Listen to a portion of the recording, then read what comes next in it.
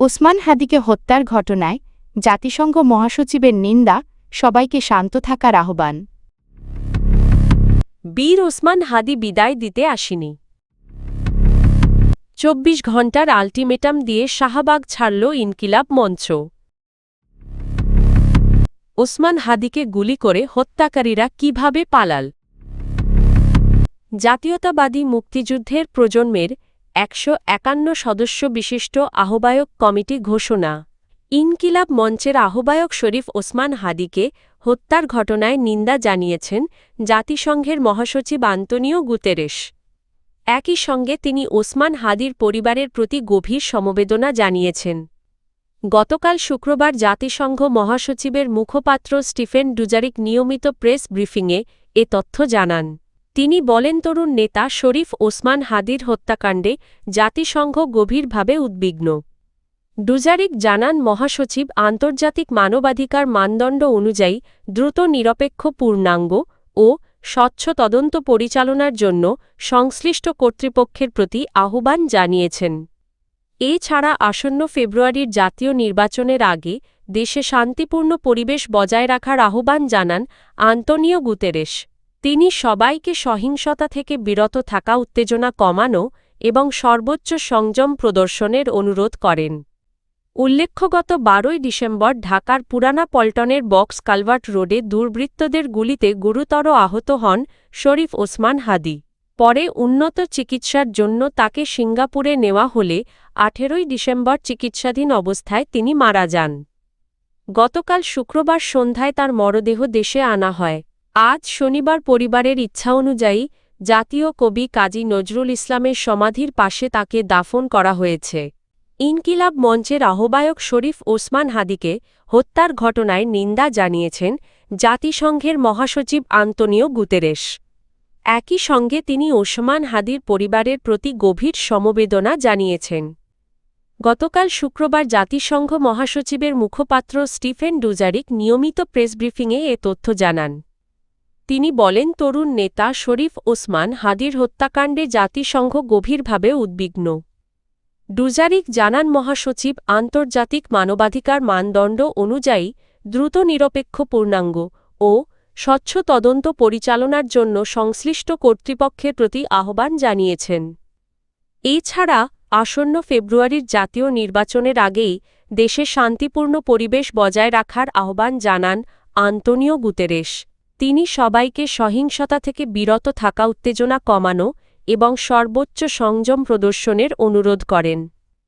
উল্লেখ্য, গত ১২ ডিসেম্বর ঢাকার পুরানা পল্টনের বক্স কালভার্ট রোডে দুর্বৃত্তদের গুলিতে গুরুতর আহত হন শরীফ ওসমান হাদি। পরে উন্নত চিকিৎসার জন্য তাকে সিঙ্গাপুরে নেওয়া হলে ১৮ ডিসেম্বর চিকিৎসাধীন অবস্থায় তিনি মারা যান। গতকাল শুক্রবার সন্ধ্যায় তাঁর মরদেহ দেশে আনা হয়। আজ শনিবার পরিবারের ইচ্ছা অনুযায়ী জাতীয় কবি কাজী নজরুল ইসলামের সমাধির পাশে তাঁকে দাফন করা হয়েছে। ইনকিলাব মঞ্চের আহ্বায়ক শরীফ ওসমান বিন হাদির হত্যাকারীদের গ্রেপ্তারে অগ্রগতি জানাতে স্বরাষ্ট্র উপদেষ্টা lieutenant general of. Jahangir Alam Chowdhury এবং প্রধান উপদেষ্টার বিশেষ সহকারী স্বরাষ্ট্র খোদা বখশ চৌধুরীকে ২৪ ঘণ্টার আল্টিমেটাম দিয়েছে ইনকিলাব মঞ্চ। নির্ধারিত সময়ের মধ্যে অগ্রগতি জানাতে ব্যর্থ হলে তাঁদের পদত্যাগ দাবি করা হবে বলে ঘোষণা দেওয়া হয়েছে। শনিবার বিকেল সোয়া ৫টার দিকে শাহবাগ মোড়ে জুলাই শহীদ স্মৃতিস্তম্ভের সামনে সমাবেশের সমাপনী বক্তব্যে ইনকিলাব মঞ্চের সদস্য সচিব আবদুল্লাহ আল জাবের এই আল্টিমেটাম দেন।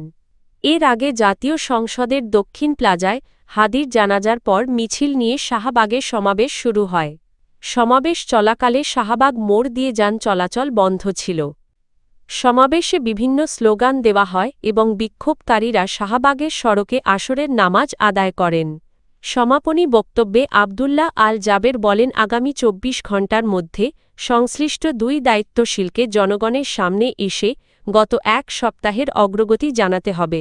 একই সঙ্গে তিনি হত্যার সঙ্গে জড়িতদের দ্রুত শনাক্ত ও গ্রেপ্তারের দাবি জানান।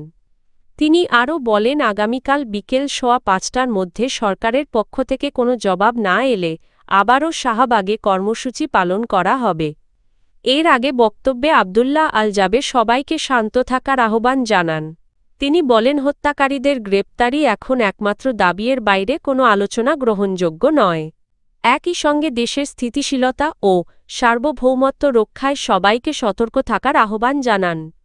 সমাবেশ শেষে ধীরে ধীরে বিক্ষোভকারীরা সরে গেলে সন্ধ্যার দিকে শাহবাগ মোড়ে যান চলাচল স্বাভাবিক হয়। রাজধানীতে প্রকাশ্য দিবালোকে ওসমান হাদিকে গুলি করার পর তার হত্যাকারীরা কিভাবে পালিয়ে গেল, এই প্রশ্ন তুলেছেন শরীফ ওসমান হাদির ভাই আবু বকর সিদ্দিক। শনিবার ২০ ডিসেম্বর জাতীয় সংসদ ভবনের দক্ষিণ প্লাজায় ইনকিলাব মঞ্চের আহ্বায়ক ওসমান হাদির জানাজার আগে দেওয়া বক্তব্যে তিনি এসব কথা বলেন। মাওলানা আবু বকর সিদ্দিক বলেন, ৭-৮ দিন হয়ে গেল খুনি দিবালোকের মধ্যে গুলি করে যদি পার পেয়ে যায় চেয়ে লজ্জার কিছু নেই। যদি বর্ডার ক্রস হয়ে যায় ৫ থেকে ৭ ঘণ্টার মধ্যে তারা কেমন করে গেল? এই প্রশ্ন জাতির কাছে রেখে গেলাম। তিনি আরও বলেন, আমার কোনো চাওয়া পাওয়া নেই। আমার ভাই শহীদ হয়েছে, তার শহীদি তামান্না ছিল। হয়তো আল্লাহ তার শহীদি মৃত্যু নসিব করেছেন। হাদির বড় ভাই বলেন, কিন্তু আপনাদের কাছে আমি এই ঋণ কখনো ছাড়ব না। আমার ভাই শরীফ ওসমান হাদির বিচার যেন প্রকাশ্যে এই বাংলার জমিনে দেখতে পারি। ৭-৮ দিন হয়ে গেল, এখন পর্যন্ত আমরা কিচ্ছু করতে পারলাম না। এই দুঃখে কলিজা ছিঁড়ে যাচ্ছে। তিনি বলেন, আমার কলিজার টুকরা ছোট ভাই শহীদ শরীফ উসমান হাদি স্বাধীনতা সার্বভৌমত্ব রক্ষার জন্য একটি মেসেজ দিয়েছিলেন। কিভাবে এটি রক্ষা করতে হয়? মাওলানা আবু বকর সিদ্দিক বলেন, তার হাদির সন্তানের চেহারার দিকে তাকানো যায় না। আমার মা প্রায় পাগল হয়ে যাচ্ছেন, জ্ঞান হারিয়ে ফেলছেন। ৬ ভাই বোনের মধ্যে সবার ছোট শরীফ ওসমান হাদি। আল্লাহ যেন তাকে জান্নাতুল ফেরদৌস নসিব করেন। তৌহিদের দ্বীপ বাংলাদেশকে যেন রক্ষা করতে পারি। বাংলাদেশ জাতীয়তাবাদী মুক্তিযোদ্ধা দল জাতীয়তাবাদী মুক্তিযুদ্ধের প্রজন্মের ১৫১ সদস্য বিশিষ্ট কেন্দ্রীয় আহ্বায়ক কমিটি ঘোষণা করেছে। এর মধ্যে আংশিকভাবে ১০১ সদস্যের নাম প্রকাশ করা হয়েছে। ঘোষিত কমিটিতে ১ নম্বর সদস্য হিসেবে বিএনপির ভারপ্রাপ্ত চেয়ারম্যান তারেক রহমান এবং ২ নম্বর সদস্য হিসেবে মরহুম আরাফাত রহমান কোকোর নাম অন্তর্ভুক্ত করা হয়েছে। বাংলাদেশ জাতীয়তাবাদী মুক্তিযোদ্ধা দল কেন্দ্রীয় কমিটির সভাপতি বীর মুক্তিযোদ্ধা ইশতিয়াক আজিজ উলফাত স্বাক্ষরিত এক প্রেস বিজ্ঞপ্তিতে জানানো হয়, তারেক রহমানের অনুমতিক্রমে এই আহ্বায়ক কমিটি গঠন করা হয়েছে। একই সঙ্গে পূর্বে ঘোষিত সব জেলা ও মহানগর কমিটি বিলুপ্ত ঘোষণা করা হয়েছে। প্রেস বিজ্ঞপ্তিতে জাতীয়তাবাদী মুক্তিযুদ্ধের প্রজন্মের নেতা কর্মীদের মুক্তিযোদ্ধা দলের জেলা ও মহানগর নেতাদের সঙ্গে সমন্বয় করে আসন্ন জাতীয় সংসদ নির্বাচন কার্যক্রমে সক্রিয়ভাবে অংশ নেওয়ার নির্দেশনা দেওয়া হয়। এর আগে গত ২৪ নভেম্বর ইঞ্জিনিয়ার ইশরাক হোসেনকে আহ্বায়ক এবং অ্যাডভোকেট কে এম কামরুজ্জামান নান্নুকে সদস্য সচিব করে ১০১ সদস্যের কেন্দ্রীয় আহ্বায়ক কমিটি ঘোষণা করা হয়েছিল। আহ্বায়ক ইশরাক হোসেন বলেন, মুক্তিযুদ্ধের ইতিহাস বিকৃতির অপচেষ্টা রোধ এবং প্রকৃত ইতিহাস নতুন প্রজন্মের কাছে তুলে ধরতে জাতীয়তাবাদী মুক্তিযুদ্ধের প্রজন্ম কাজ করবে। তিনি বলেন, শহীদ প্রেসিডেন্ট জিয়াউর রহমানের নেতৃত্বসহ মুক্তিযুদ্ধের সঠিক ইতিহাস সংরক্ষণ ও প্রচারে সংগঠনটি ভূমিকা রাখবে। সংগঠনের সদস্য সচিব কে এম কামরুজ্জামান নান্নু বলেন, নতুন আহ্বায়ক কমিটি সংগঠনের কার্যক্রমকে আরও গতিশীল করবে এবং মুক্তিযুদ্ধের প্রজন্মকে সংগঠিত করতে গুরুত্বপূর্ণ ভূমিকা পালন করবে। কমিটি ঘোষণা।